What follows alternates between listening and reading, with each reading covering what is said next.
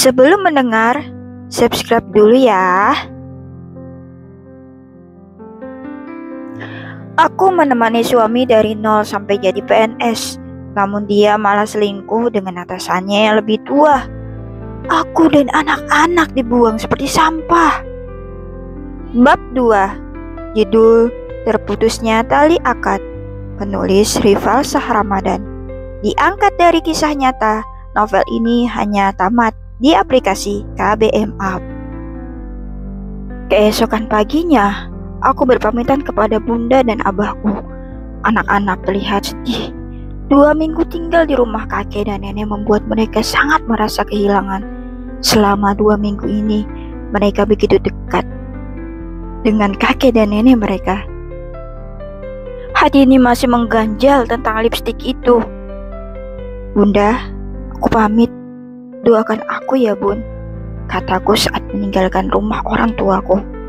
Insya Allah, bunda dan abah akan selalu mendoakanmu, jawab bunda sambil mengecup keningku. Kecupan hangat dari bunda membuat hatiku tak rela melangkah untuk pulang ke Bandung. Aku tak tahu kapan bisa mengunjungi mereka lagi, karena suami sering bertugas keluar kota.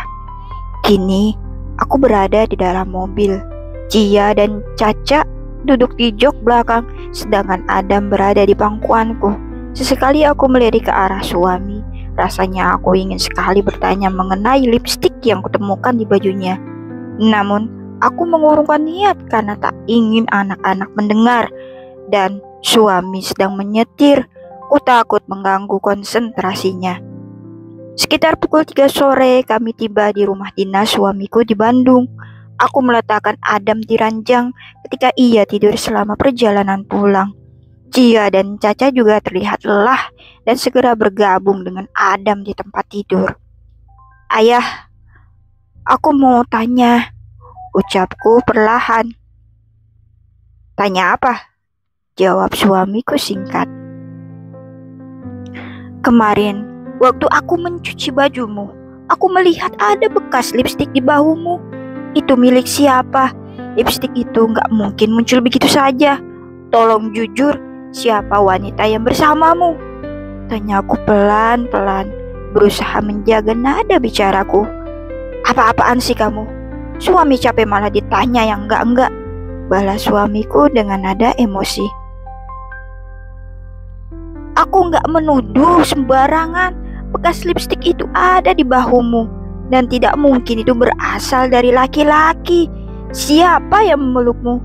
Itu pasti lipstik milik seorang wanita. Jawabku menatap matanya, mencoba mencari kejujuran. Ngaco kamu. Jangan ngomong sembarangan, atau mulutmu aku tampar. Bentaknya dengan suara tinggi, membuat Adam terbangun dan menangis. Ku gendong anakku. Air mata pun mulai jatuh tanpa bisa ditahan. Aku hanya ingin bertanya dengan baik, tetapi dia malah membentak. Saat itulah aku mulai merasakan sesuatu yang tidak beres. Suami pasti sedang menyembunyikan sesuatu.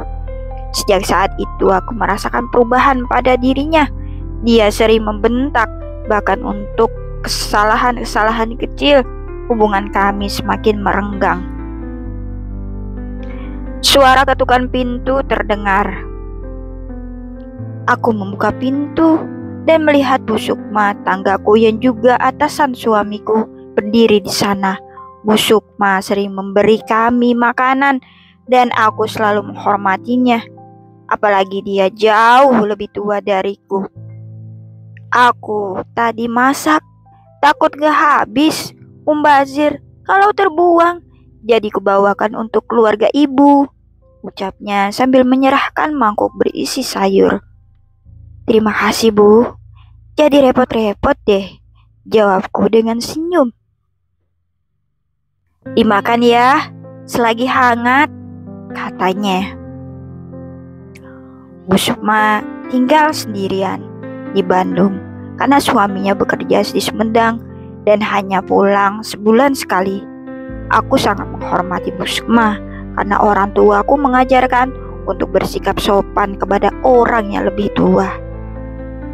Aku meletakkan sayur pemberian Bu Sukma di dapur dan mendengar suaranya sedang berbicara dengan suamiku di luar.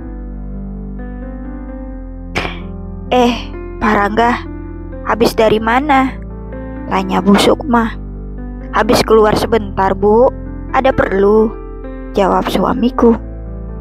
Ah, tidak. Saya cuma bawain sayur. Takut gak habis. Jadi ku berikan sebagian untuk keluarga Bapak. Jawabnya.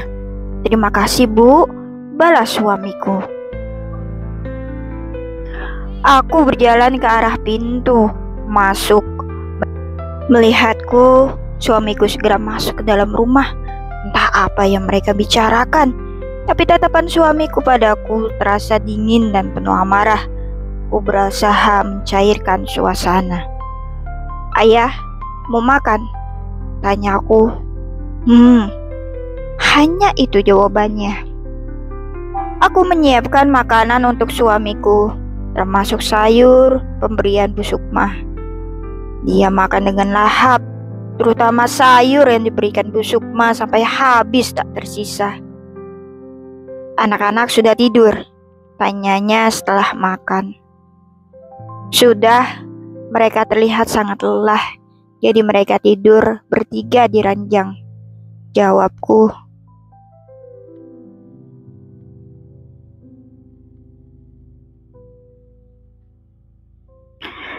Sejak suamiku melanjutkan pendidikan S2-nya, hubungan kami semakin merenggang.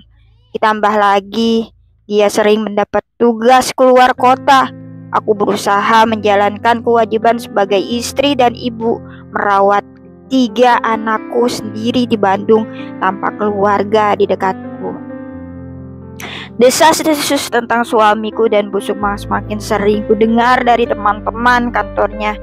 Ditambah lagi dengan lipstik di bajunya, pikiranku semakin kacau. Apakah suamiku bermain gila di belakangku? Mereka semakin dekat sejak melanjutkan kuliah S2 bersama. Pulang pergi mereka selalu berangkat bersama. Bu Sukma tinggal sendiri di Bandung tanpa suami dan anak. Mungkin dia merasa kesepian atau mungkin butuh kehangatan dari seorang pria.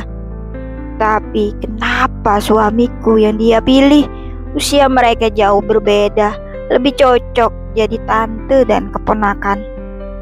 Dulu aku mengira Bu Sukma wanita yang baik, sering memberi makanan pada keluargaku.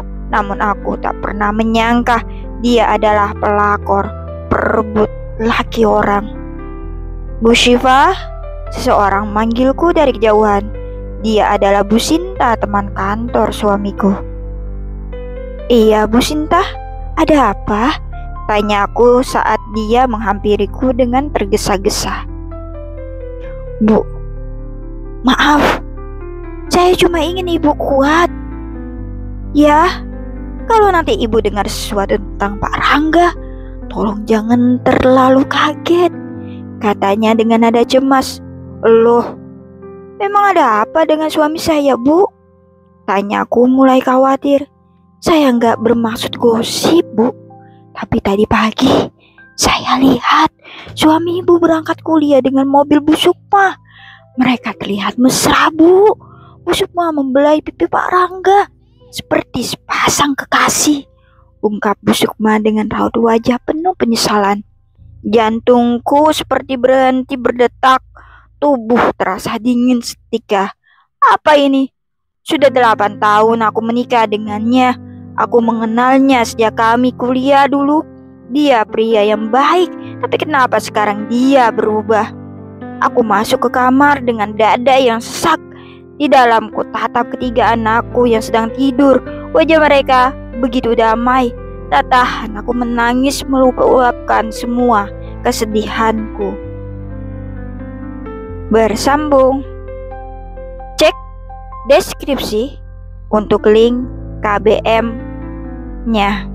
Terima kasih sudah mendengar novel ini.